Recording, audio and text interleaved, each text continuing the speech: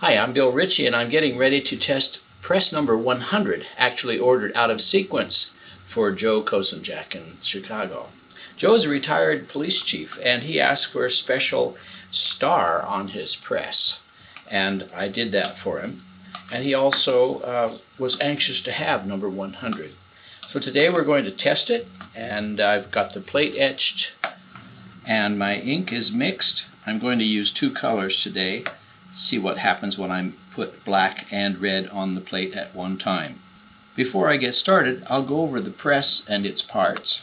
With every mini halfwood press I make a box, and inside the box I put the items that come with the press. The press has a certificate of authenticity.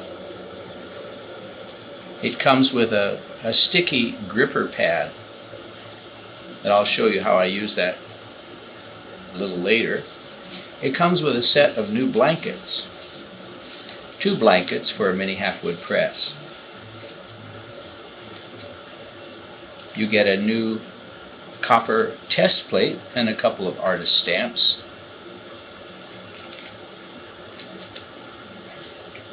A little book that describes the particular distinctions about this press, for example, the star.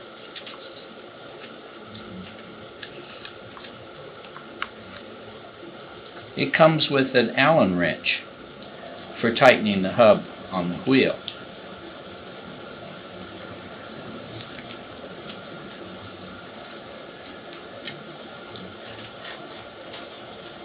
When I'm finished printing the test plate, I'll clean the plate and mount it on a card. This is the card. And then I'll laminate it. It's a kind of a souvenir or a keepsake. And on the back is a description of artist trading cards. I like to put in a couple of postcards for the 2011 series, the Mini Halfwoods. And you get a user's manual, including a bookmarker. And when I'm all done, I'll edit the DVD, and that goes in the box.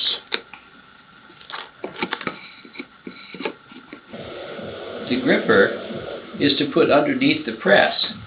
Since the press only weighs about 12 pounds, it can tend to slide around when you're trying to turn the wheel.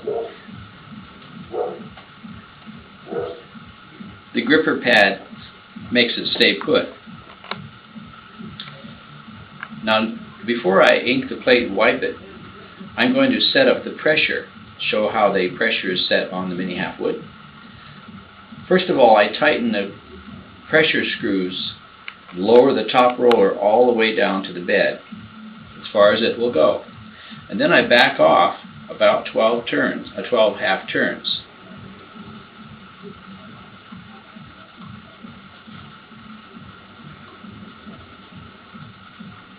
That gives me room to put in the blankets.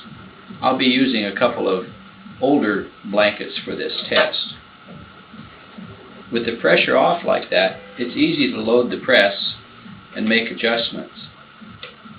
So I'll get the blankets all nicely centered, and then I turn it back down evenly, keeping the top roller level with the bed.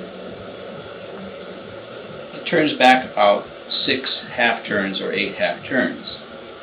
Now on the mini halfwoods, I've installed roller rulers to help keep the top roller even on both sides. It's important that it be kept even on both sides. So there's a roller ruler on the wheel side or the active side and the passive side as well. So now the press is set up for pressure, and I'm ready to print. Before I started today, I soaked some paper, 2 kinds of paper today, a sheet of Arches cover and a sheet of Fabriano, in water for about an hour, and then I blotted it dry and put it in a plastic bag. And now the plastic bag is underneath my ink slab.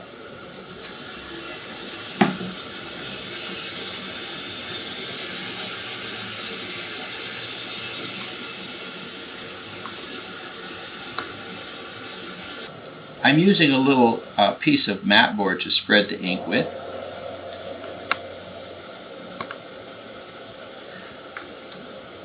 And I'm using black and red on this plate. The technique is known in French as à la poupée. It means literally using the dolly. A dolly is another way of describing this little device that you use. I'm using chipboard. In the old days they used a dolly, a rolled up piece of felt. The next step is to even the ink out with tarlatan, stiff cheesecloth-like paper or material. And because I'm using two colors, I'll start with a black tarlatan. Now that I have the ink evenly wiped and showing up, the image is starting to show up, I'll switch from the black tarlatan to a tarlatan with old red ink on it.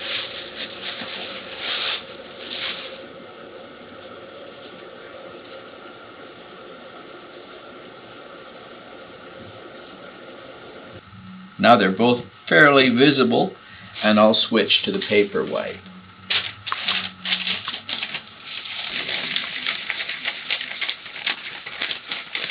And when the image is up fairly clear, I can switch to the hand wipe.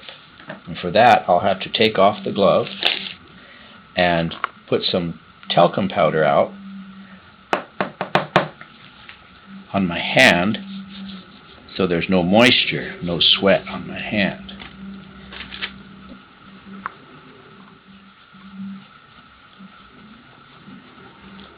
And when the hand wipe is finished, I'll clean the edges.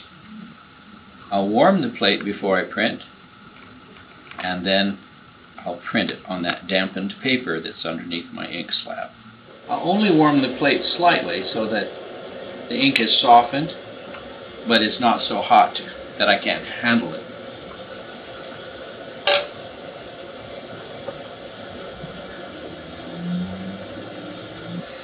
The first trial proof I'll print on Arch's cover.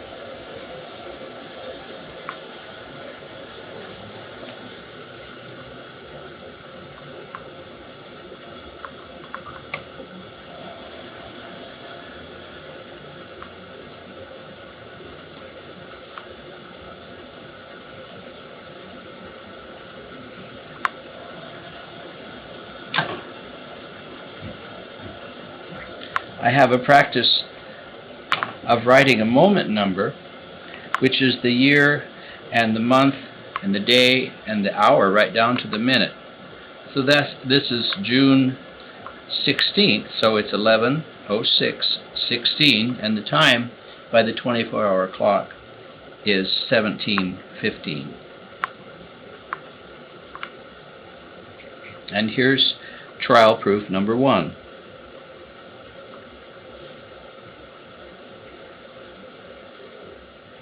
Then my next step is to print trial proof number 2, and I'll print that on a different paper, the Fabriano I mentioned, and then I'll dry those prints and package them for Joe. I'll send him one of them and I'll keep the other one. I'll clean the plate, or maybe I won't, and I'll mount that plate, laminate it as I said, and package the entire thing and send it. So that completes the test for first trial proof anyway. I always print 2. The test of number 100. Thanks for watching.